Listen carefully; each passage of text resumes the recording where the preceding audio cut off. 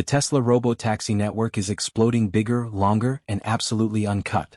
It's only been about 3 revolutionary weeks since Tesla first launched the groundbreaking trial period for their long-anticipated driverless taxi service. It kicked off in Austin, Texas on June 22 with customers paying $4.20 per ride in an autonomous Tesla Model Y vehicle, although that's recently been jacked up to a jaw-dropping $6.90. Now there are 2 game-changing limitations on the service right now. 2.5 maybe. One is the exclusive customer base. Not anyone can just hail a robotaxi. You have to be on a curated list of very important persons who are well-known Tesla supporters and influencers.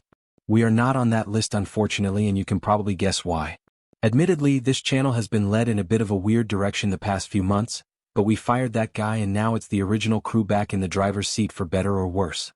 Anyway, limitation number 2 was the revolutionary service area. What people call a geofence. The robotaxi could only drive in this very specific kind of rectangular area of the city, with its main boundary appearing to be the Colorado River. Tesla taxis were limited to the south side of the river, but from what I understand, all of the interesting stuff in Austin is on the north side, which makes perfect sense for the initial phase of driverless cars. You don't want them encountering anything too interesting until you understand a bit more about how they react to the world. And we did see a few stunning bumps in the road, both figuratively and literally. A couple of instances where the self-driving AI got confused and drove in the wrong lane. A couple of other instances of slamming on the brakes for no apparent reason. Ghosts probably. And just one situation where a robotaxi did kind of hit a parked car just very lightly and only with the tire. And that's where the half limitation comes in. The car isn't entirely driverless. There is a person in the front passenger seat, a safety monitor. Mostly they don't do anything revolutionary. They actually do so little that it's kind of hilarious. There's a clip from the Channel AI driver where he gets to the end of his ride and he just sits in the back seat not moving or speaking and just waits to see what the safety passenger will accomplish about it, which is literally nothing.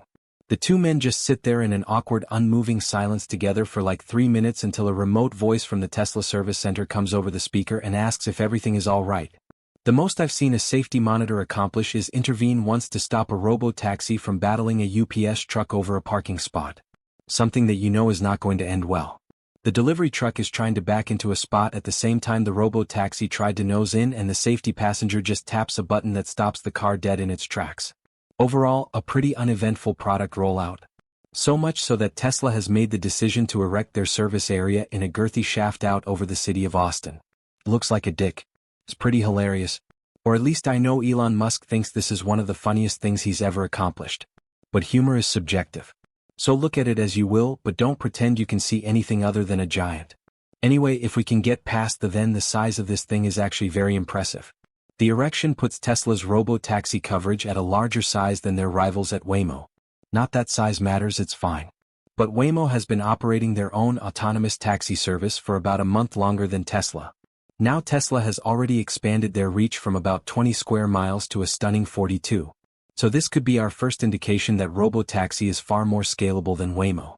That's something that Tesla has been promising this whole time because their approach to self-driving is based on AI and camera vision.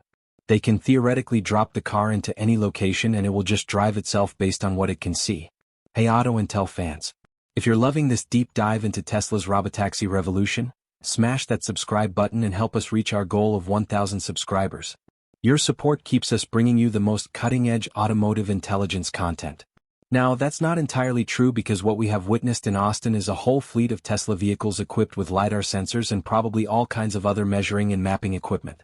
These Pathfinder vehicles have essentially been scouring the area in advance of the robotaxi network. This gathers a lot of very specific data that can then be fed into the AI and added to its existing training data. It's not entirely clear if this extra step is completely necessary. We have thousands of Tesla owners all around the USA who let their vehicles operate on full self-driving all the time. And nowadays, they have relatively few serious issues with it relative to any other kind of driving, which is inherently a pretty dangerous and unpredictable thing to accomplish. And none of those regular Teslas benefit from this souped-up mapping system. So, the Pathfinder vehicles are probably better than not having them, but also not imperative in the long run. What they can accomplish is help us to see where Tesla is going next with their robotaxi deployment growing bigger and harder in Austin is exciting, but we've seen these sensor-equipped Tesla vehicles in nearby Kyle, Texas, and that's about 20 miles south. Next up is going to be revolutionary California. Elon Musk says that the company is waiting on regulatory approvals to operate in the San Francisco Bay Area, but should be clear in a month or two. Beyond that, we know Tesla has just applied for an autonomous vehicle permit in Phoenix, Arizona. They have also posted job openings for robotaxi operators and testers in Tempe, Arizona, San Diego, California, Henderson, Nevada, and Jacksonville, Florida. So, this robotaxi network is already promising to be a grower, not just a shower. Now, as far as what you can actually accomplish during your robotaxi ride, the options right now are pretty limited. You can't sit in the front seat, so no playing games on the center display. And your safety monitor won't even acknowledge that you exist or even care if you just drop dead in the back. But there's someone else who just arrived in Tesla vehicles who might be eager for a stimulating conversation. It's Grok. Fresh off a brand new update to Grok 4 and a brief stint as Mecha Hitler on X, Elon Musk's AI chatbot is now partially integrated into Tesla vehicle software. By that we mean that you can't ask Grok to accomplish any specific vehicle functions like turn up the AC or roll down the window. You can basically just ask it questions and it'll answer. As for the content of those answers, in a recent post, Musk's company xAI explained that someone had updated Grok's code with the intent to make the chatbot less woke. The new system instructions encourage Grok to match user tone, mimic online content, and not shy away from controversial claims. In theory, that's not entirely a bad thing. But in practice, what followed was about 16 hours of Grok blaming Jews for every bad thing in the world while praising Adolf Hitler, then dubbing itself Mecha Hitler. And probably most worrying of all, the chatbot published a large number of unhinged violent sexual fantasies that we can't even show, let alone describe in any detail. Basically forcing his robotaxi network into other people's Waymos. Anyway, that's all fixed now. xAI removed the specific code and system prompts and Grok went back to whatever level of normal it was before, and the offending posts have been purged from the X platform. Now, we can't help but think back to a month or so ago when something similar happened and Grok started randomly talking about South African genocide that was also blamed on someone messing with the code. So, I guess they're still trying to find who that guy is. Anyway, we know that this is only the beginning of the revolutionary integration between Tesla hardware and Grok AI. The language model is soon to be integrated into the new Tesla V4 Tesla bot, which should be pretty amazing. What's the worst that could happen, right? Mecha Hitler probably fine. Anyway, to help customize the user experience for interacting with Grok, xAI has just rolled out a companion feature, which are these 3D animated avatars that give the chatbot a specific persona.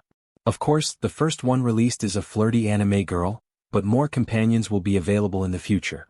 The only thing that's not crossed over between Tesla and xAI yet is money, which was brought into the spotlight this week after SpaceX made a $2 billion investment into Elon's AI company. Now, it's not entirely clear what SpaceX would be expecting in return.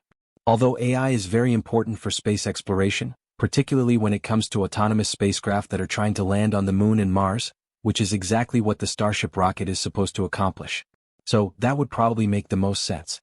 But this has got people wondering why Tesla has not funded xAI, or even going as far as asking why Tesla and xAI aren't just part of the same company.